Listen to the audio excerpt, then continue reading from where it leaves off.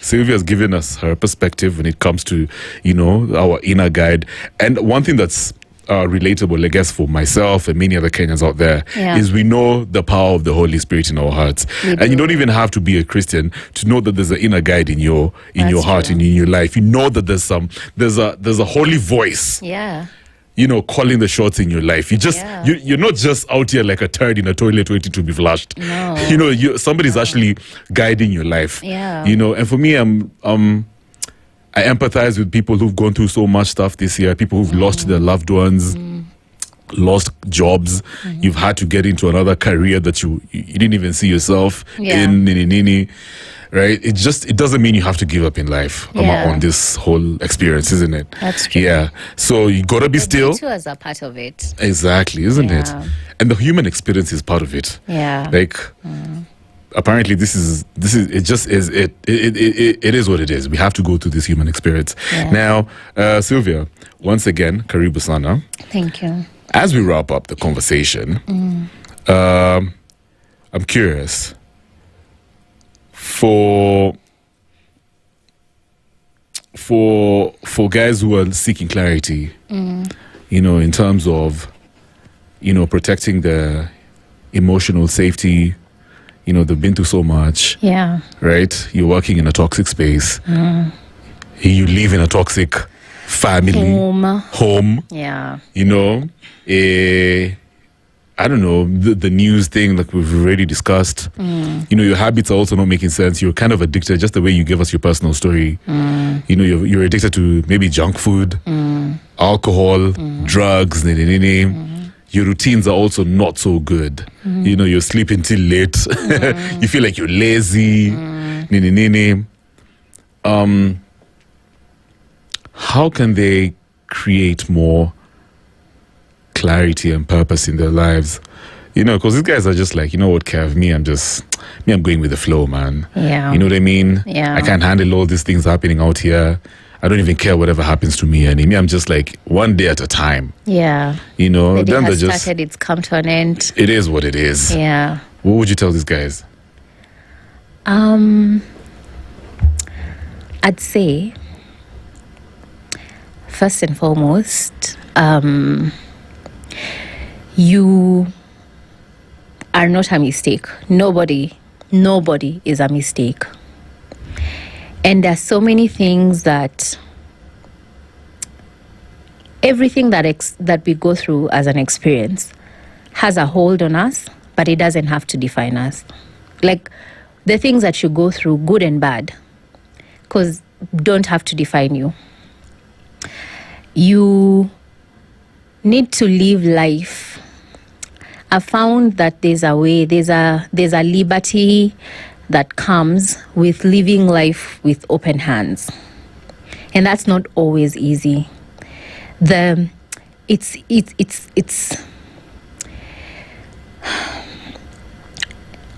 feels safer to hold on to things. Like it feels safer to define yourself with the pain that maybe you've gone through all your life. I've always, like, my mom was horrible to me. So, that's why I'm the way I am. Yeah. Or that's why I'm here. Well, that's the only story I know. Yeah, that's the story I know. Or life has dealt me a bad card. I was born poor.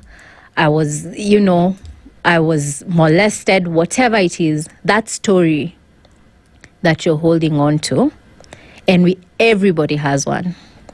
Sometimes we think that I once talked to this guy, like a really rich guy. Yeah. And he was saying, it's so in that tone of like, I can't, like, it's so sad that people get to, have like I can't, like, he couldn't relate to poor people. Yeah. And how they could possibly live. It's like, if I was ever poor, I don't even know how poor people exist. And I told him, which is what I want to retaliate today, is everybody, whether rich, poor, regardless of whatever is going on with your life, everybody is going through positive experiences and negative experiences. The only reason yours feel so horrible, it's because they are yours. Like only you carry them. Nobody else is experiencing them the way that you are. But that doesn't mean that the other person that you're looking at and saying, oh my gosh, I wish my life was like that, is not going through their own pain and trauma and things that they are working through. Nobody in this life, we may not be equal in everything. There are people who have more pain. There are people who have more money, less money. There's scales to it. But there's nobody who's in a perfect bubble. It's true. Nobody. So first of all, remind yourself that. Then change, maybe not change. Start to work. Start to reframe the narrative that you've told yourself.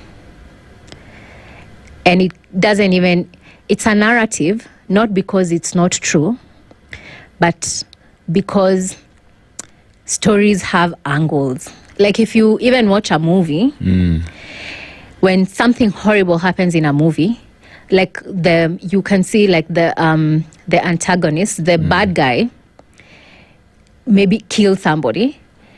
Sometimes the movie will give you a perspective of why the bad guy did what he did. So even in your own story, the villains in your story have a perspective that you don't necessarily have, and you may never get. But you need to know that there's that perspective. Reframing is about asking yourself, how else can I look at this? And as you do that, it's in very minimal dosage. And if you can, with the help of a therapist, then you're able to change the way that you see things. As I said, your outlook is all that matters. Yeah. There are people who go through very similar experiences, not the same, but similar experiences, and have different outcomes. Why does that happen? Yeah. Because of the outlook. How did you interpret it? How did you interpret the experience? How are you interpreting the experiences that are happening to you? I think you're absolutely right. I checked some other guy called Joko Willink. He said, for example, he was referring to how there was a time he was in Iraq. He's an American soldier. He was an American soldier. So when they went to Iraq, he lost a lot of his friends in the wars. And then when they came back, most of his friends, they got so traumatized. They ended up being hospitalized. And he managed to heal off of all those things that he went through. It doesn't mean he didn't. It doesn't mean that he doesn't remember all those things. Like he constantly remembers his friends and he misses his friends. Yeah. But he switched his like you said, his attitude and his mindset. Yeah. And he didn't dwell on the past too much. Yeah. There's a lot of lessons to learn in Nini. That experience was very powerful, yes, but he didn't dwell on the past too much. Yeah. And just like you said, for me, what it means is, yes, you probably lost your job. Yes, you probably lost your parent, your brother, your lover. Maybe they died young, Nini. Yeah. It doesn't mean you forget. Yeah. Of course it hurts. Yeah. But just don't dwell too much. Understand that these things happen to humans worldwide. Yeah. Bad things happen to people. And you just have to move on from it. Yeah. Find ways of moving on. Understand that, these things do happen. Maybe we can just learn from them. Yeah. And I think also all these lessons are there to make us better, in the sense that if at all another traumatic experience happens again, we know how to deal with it better. Yeah. Because things will always happen. And then also to offer, when you meet somebody else who's in that spot, you can tell them, this is what I did. Agree. This is what I did. And it helped. I love it. Like, we are made for each other. And I think the worst thing that you can do in such a situation is sit with it alone and imagine that this is just a me thing, which is what the devil tries to do. The devil will always try to isolate you. Yeah. Don't allow yourself to be isolated. Don't allow yourself to ruminate on this pain over and over again without any outlet. talk to people, Yeah. find community, find therapy if you can, and it gets better. It gets better. 2 final questions. I'm always saying 2, but I promise this time it's 2. Yeah. The Kenyans of this era, these times that we're living in, Yeah. have been very opinionated about the state of our country, the economy, political conversations. And last year we just came off a crazy maandamano. Guys have been kidogo pissed. You know what I mean?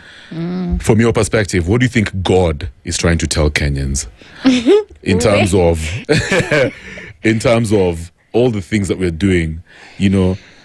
Are we being too reactive with life? Yeah. And what do you think God's message is, as somebody who's constantly praying, somebody who communicates with God? Because I feel like, Yeah. I'm sure, 100%, I'm sure, Yeah. there are many lessons we can learn from all these experiences. Yeah. What do you think God is saying to Kenyans? That's that's probably the hardest question of this conversation. What do I think God is saying with everything that's going on in our country? And it's in our country, East Africa. It's like You know what I mean? Yeah. And even the world. Let's just say there's a lot of chaos when it comes to leadership, politics, opinions. I think, first I'll say this. Times and seasons are ordained by God. So we are in this time because God is like, this is exactly what needs to be happening. Yeah. This is not by chance. It's not by chance. For me, what I sense that's happening in Kenya is several things. One, it's a call for generations to come together. Maandamano, for me, if I think about maandamano, one of the greatest things I'd say maandamano is about a generation saying we're not doing, because it was generational. It was Gen Z saying, what in the crazy is happening, and we're not going to be part of it. We have a stand. We are strong. We can do this. We can arise. For me, it feels like a generational outcry. Ooh, and I'm feeling emotional. Yeah. Feels like a generational outcry because I think so often we don't pay attention to younger people. If we think about, because the leaders and the young people are very extreme different generations. And then we have millennials, sisi hapo, in the middle, who, depending on the conversation, you're leaning this way or this way. I'd say Maandamano was about a generational outcry of injustice because they are experiencing the results of the injustice the most. They're educated, they're smart. They don't have jobs. Millennials, we have jobs. Gen Z, and they're coming out of campus in drones. They don't have work opportunity. They don't have businesses. The business environment is not friendly to them. So it's like, what is there for me? And the political class in this nation has not been challenged for a very long time. We've been in a status quo. So what is God saying? I think God is saying that there's a generational conversation that needs to happen, and there needs to be resolutions that come out of it that allow for there to be peace, for everybody to feel heard and seen and actually taken care of by the nation that should be doing it. Wow. That's one. The second thing, when it comes to the being opinionated, it's one of the things that's so great about Kenyans, but it's also one of the things that's like a blind spot or like a pitfall. Because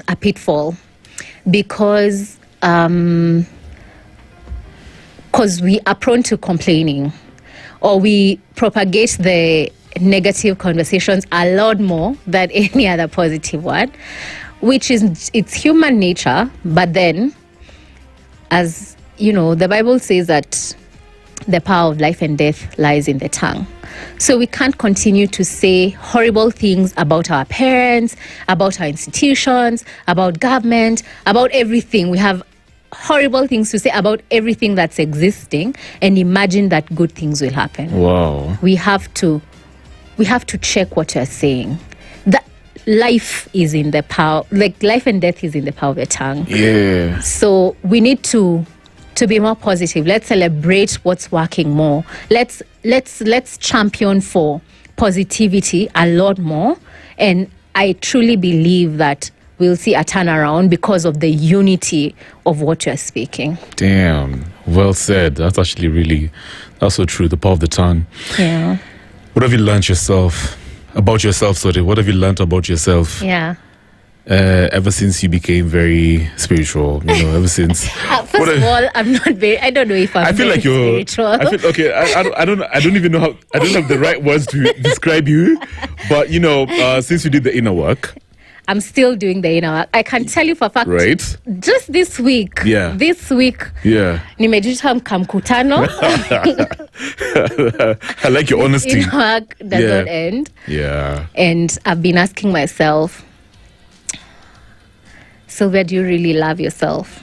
Really? Can you imagine? What? I look so well put together. Yeah. But I'll just fancy say, life. Yeah. No. Yeah. There's so much. I'm still in the chaos. Okay, let me rephrase. What are Yeah. you learning about yourself? Right now, Yeah. what I'm learning about myself is that I'm capable. I'm learning that I think I've come off a season where I felt so, the way other people can see things, like what other people see versus you what you see, they don't match. It's true. Yeah, it's like, so I'm learning that I'm capable and leaning into what God needs me to do with these gifts and talents that He's given me. I don't think I've explored half, even quarter. I've not even, I feel like I've been in a season of growth. Yeah. And I feel like I'm coming into a season of expression more. Nice. So that's where I'm at. Profound. I actually think you need to have your own podcast or something. Just like you were saying off air. Yeah. That's amazing. So for folks who want to share your story, partner with you in one way or the other, how can they find you, or where can they find you? They can find me on Instagram. Yeah. My handle is Sylvia Mundia. That's SYLVIA MUNDIA. Yeah. DM me and let's chat. Exactly. Yeah. What are your plans for the holidays, by the way? Family. Yeah. I think it's already started. I've been already in family functions. I think mostly just that. Family time. Family time, rest. Yeah. Need a break. Yeah, we need to start resting for real. Yeah, What? we need to start resting. This hustle for culture is a real. bit too much. Hey, it's a lot. Do you think it's a bad thing or a good thing? The hustle culture. Hustle culture, first of all, as Kenyans, I don't think we can we can't stop it. We're part of our built DNA like for that. life. Yeah, we are for real. built Kenya. But apparently Gen Zs are not about that energy. But Gen Z, I think the hustle culture is different for different generations. Oh, interesting. So Gen Z, they're they're about their creativity, their art, their what. I feel like now that's a whole other conversation. But I feel like the greatest, I feel like one of the things that we need to start exporting and seriously, which I think is something also God has placed in my heart a lot, I have a burden for it, is how to monetize creativity. We are so creative. I mean, the dances, the comedy, the vibe. We need to package our vibe and be able to sell it for money. Exactly, yeah. and the guys were actually making a killing out of it. Yeah, of their own creativity. In their own creativity. Exactly. The systems need to support it. Yeah, it's true. Yeah. Sawa. So thank you so much for coming through. You're such a vibe. I've learned a lot. I've enjoyed this. Exactly. My biggest takeaway, by the way, of this conversation tonight is staying still. Yeah. And listening to your inner voice. For me, that's the Holy Spirit, just like you. Yeah. You know what I mean? Yeah. And everything will be fine. I mean, the human experience will always be there. Yeah. You got to go through the ups and the downs, but that doesn't mean you're not guided. Right? Exactly. I love it. So once again, thank you so much, Sylvia, for coming through. Thanks for having me. Awesome. Johnny Gill with Lady. I love it. It's 9 p.m. Twendekazi. Good evening.